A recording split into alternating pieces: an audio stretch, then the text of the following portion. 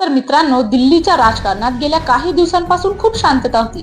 पण ही शांतता वादळापूर्वीची असल्याचं आता स्पष्ट होत आहे.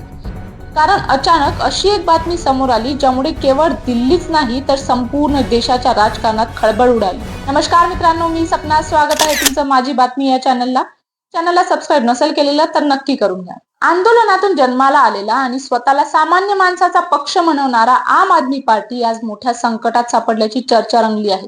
आणि या चर्चेच्या केंद्रस्थानी आहे एक मोठं नाव, ते म्हणजे राघव चड्ढा. पक्षाचा तरुण चेहरा, आक्रमक नेता आणि अरविंद केजरीवाल यांचे अत्यंत विश्वासू मानले जाणारे राघव चड्ढा. हेच राघव चड्ढा गेल्या काही महिन्यांपासून पक्षाच्या मोठ्या बैठकीपासून दूर दिसत होते.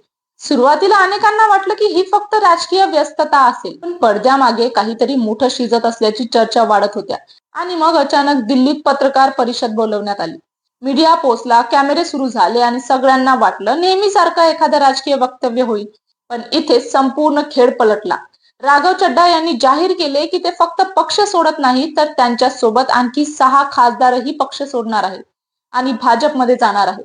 या एका घोषणानंतर राजकीय वर्तुळात अक्षरशः भूकंप आला. आम आदमी पार्टी समर्थकांना मोठा धक्का बसला, विरोधकांना नवीन मुद्दा मिळाला आणि सोशल मीडियावर एकच चर्चा सुरू झाली, केजरीवाल यांच्या पक्षात नेमकं चाललंय तरी काय. ज्या पक्षाने भ्रष्टाचाराविरोधात लढाई सुरू केली, ज्या पक्षाने स्वतःला वेगळं राजकारण करणारा पक्ष म्हणून सादर केलं, त्याच पक्षात आता फुटीची वेळ का आली, हा प्रश्न इथे निर्माण झाला. आणि याच वेळी एंट्री होते ज्येष्ठ समाजसेवक अण्णा हजारे यांची. अण्णा हजारे यांनी या संपूर्ण प्रकरणावर संताप व्यक्त करत थेट पक्षांतराच्या राजकारणावर निशाणा साधला. त्यांनी स्पष्ट शब्दात सांगितलं की पक्ष टिकायचे असतील तर पक्षांतरावर कठोर कायदा झाला पाहिजे.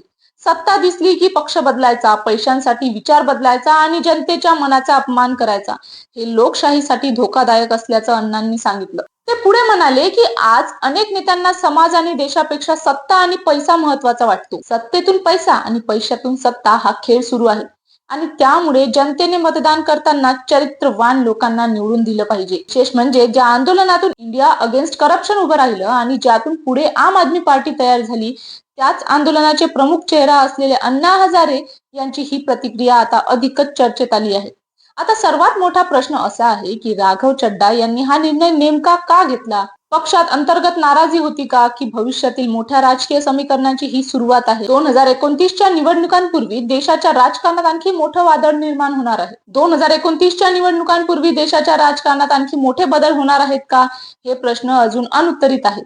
पण एक गोष्ट स्पष्ट आहे, दिल्लीत सुरू झालेला हा राजकीय धक्का पुढच्या काही दिवसात राष्ट्रीय राजकारणाला मोठा वळण देऊ शकतो. आणि जर अशीच मोठी नावं पक्ष सोडू लागली तर अरविंद केजरीवाल यांच्यासाठी हा सर्वात कठीण काळ ठरू शकतो. पण तुम्हाला काय वाटतं, हे खरंच विचारसरणीचं युद्ध आहे की फक्त सत्तेचा मोठा गेम? कमेंट करून आपलं उत्तर नक्की सांगा आणि व्हिडिओ आवडला तर लाईक, शेअर आणि सबस्क्राईब करा. धन्यवाद.